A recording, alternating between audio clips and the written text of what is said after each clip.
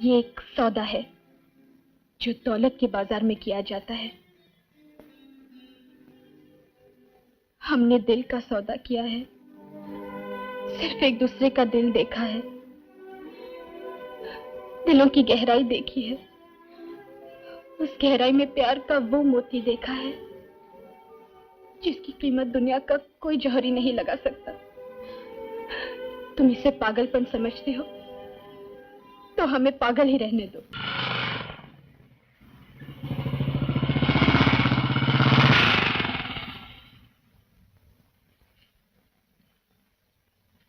रत्ना, शंभू कहाँ गया? मालिक, एक मुर्गी भाग गई थी, वो उसे पकड़ने गया है।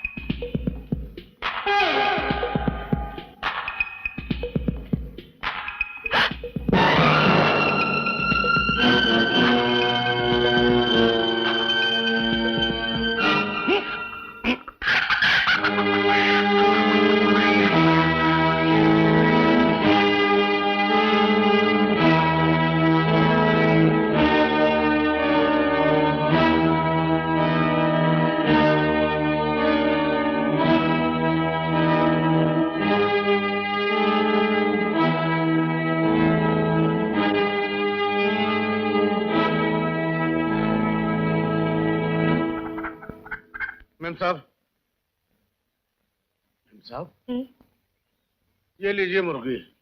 क्या बताऊं कितनी मुश्किल से पकड़ा है इसको। मेरी तो सांस ही उखड़ गई इस कमबख्त को पकड़ने में। अरे शंभू जी,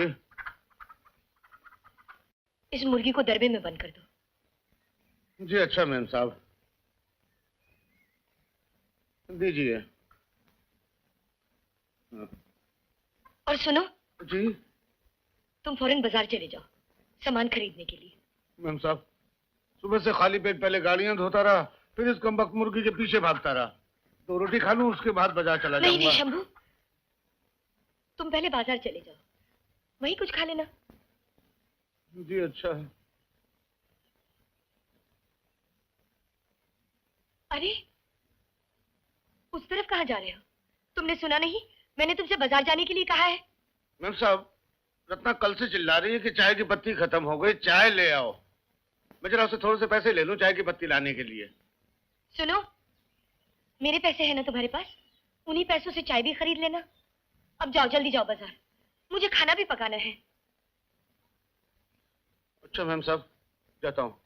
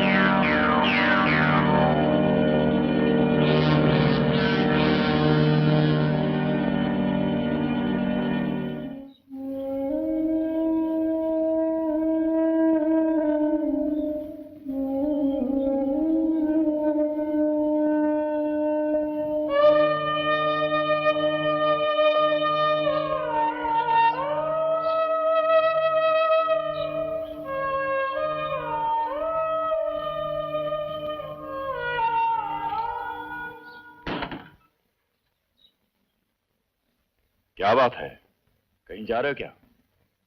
अपने गांव वापस जा रहा हूं, जहां इंसान बसते हैं। जंगल के भूखे शेर नहीं घूमते। ठीक है,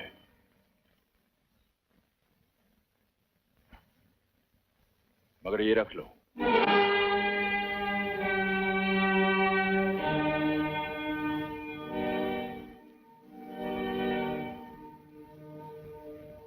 ठीक है मालिक,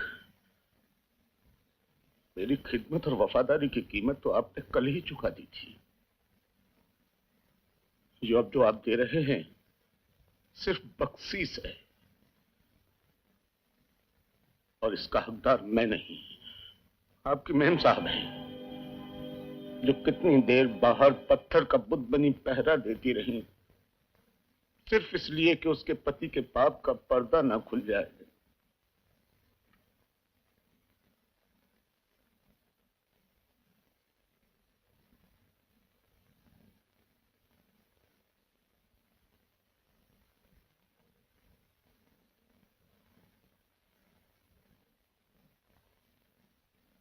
मैं खुदा से दुआ करती हूँ, अगर दुनिया में दूसरा जन्म होता है तो मुझे 1000 जन्म दे, और हर जन्म में मैं तुम्हारी बीवी बन सकूं।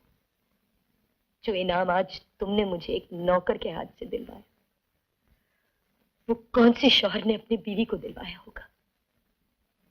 उस खिदमत का इनाम मुझे तुम्हारा नौकर दे तो गया, मगर तुम मुझे क्या इनाम दोगे? अगर तुम इंसान हो तो जानवर किसे कहते हैं? क्या इनाम दोगे मुझे? छोड़ दो मुझे। बोलो, क्या इनाम दोगे मुझे? छोड़ दो मुझे। बोलते क्यों नहीं? क्या इनाम दोगे मुझे? छोड़ दो मुझे। उस वक्त जब तुम गुनाह कर रहे थे, अगर मैं आकर तुम्हारा गला घोट देती तो आज मेरा यह हाल ना होता। मैं जिंदा हूं मगर मेरी जिंदगी मुझे गालियां दे रही। चुप! सिर्फ एक बार सोच, इतना तो सोचो, तुम्हारी जगह उस क्वार्टर में मैं किसी पराये मर्द के साथ बंद होती तो तुम क्या करते? सबसे पहले तपते हुए लोहे से तुम्हारे माथे पर रंडी की मोहर लगा देता, और फिर धक्के देकर तुम्हें घर से बाहर निकाल देता। ये मत भूलो, तुम यहां शौहर की खिदमत करने के लिए लाई गई हो, इंसाफ के तराजू में उसके गुनाह तोड़ने के लिए नहीं।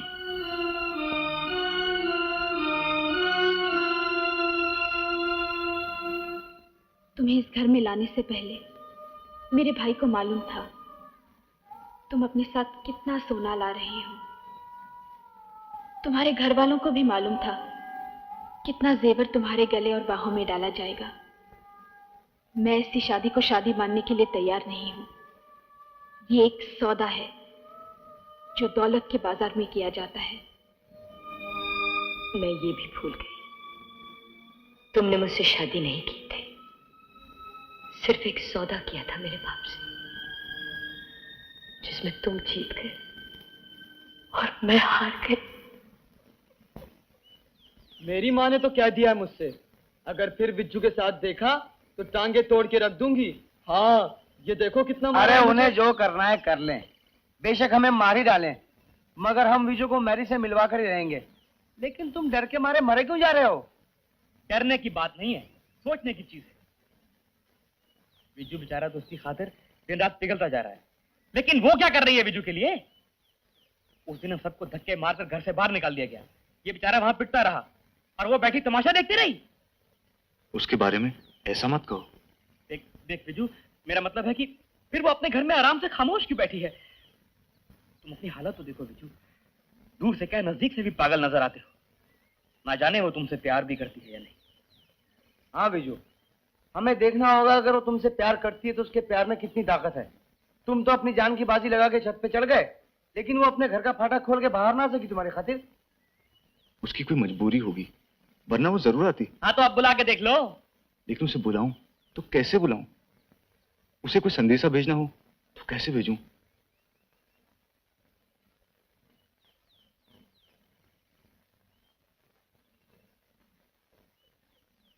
चलो कुंदन की दुकान पर चलकर चाय पीते हैं। चाय पी के क्या होगा भाई? मैं जब भी वहां जाकर चाय पीता हूँ ना, मेरा दिमाग हज्जाम की उस तरह की तरह तेज चलने लगता है। खटाखट, खटाखट।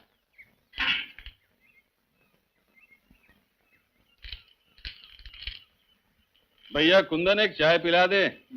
ले ये 40। चुप करना, खत्म।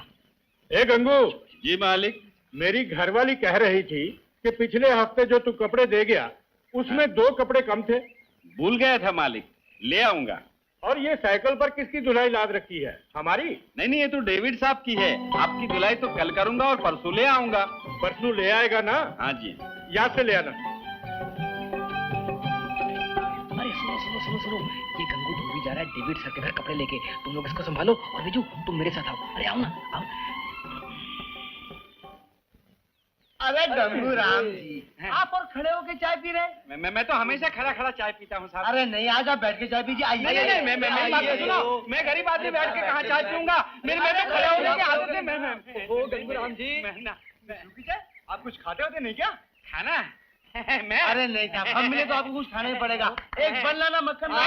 मक्खन नहीं। अरे नहीं, मेरा पेट खराब है। मक्खन नहीं। आराम से खाइए गंगू राम जी, इतनी जल्दी भी क्या है? मजा आ गया ना? हाँ। अरे आप खाइए, क्योंकि आप हमारे खानदानी धोबी हैं। हाँ, मैं तुम्हारे बाप की धुलाई करता था और तुम्हारी धुलाई कर रहा हूँ और तुम्हारी होने वाली औलादों की भी धुलाई करूँगा। तो इसी धुलाई की खुशी में और खिलाई हो जाए।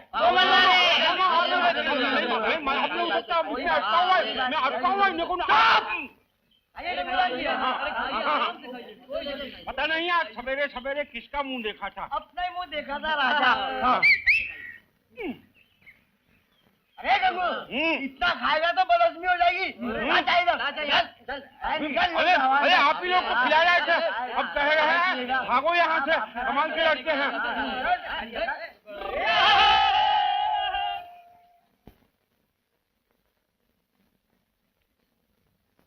गिन लीजिए मैम साहब, जैकेट मिलाकर पूरे 30 कपड़े होते हैं। अच्छा अच्छा ठीक है। ये लो तुम्हारे पैसे, और धुलाई के कपड़ों के लिए कल सुबह चले आना। ठीक है मैम साहब।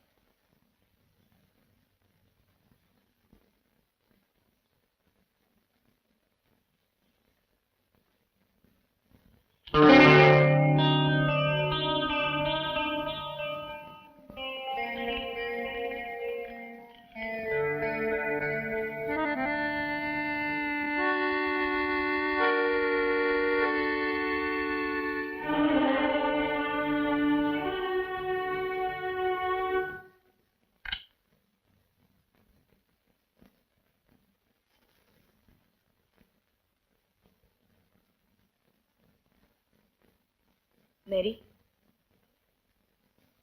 तुझे मेरे साथ चौथ जाना है। ले कपड़े बदल ले। जो मैंने पहन रखा है वही ठीक है। सुना नहीं तूने? मैंने कहा कपड़े बदल ले अभी। मैरी, तेरी भाभी जो कह रही है, कर रही है, उसमें बुराई नहीं, तेरी भलाई है। ये तो कमाल हो गया, इस घर में मेरी भलाई भी सोचने लगा है कोई। इसका तुझे बाद में पता चलेगा, जब तू कपड़े बदल कर मेरे साथ घर से बाहर निकलेगी। ले।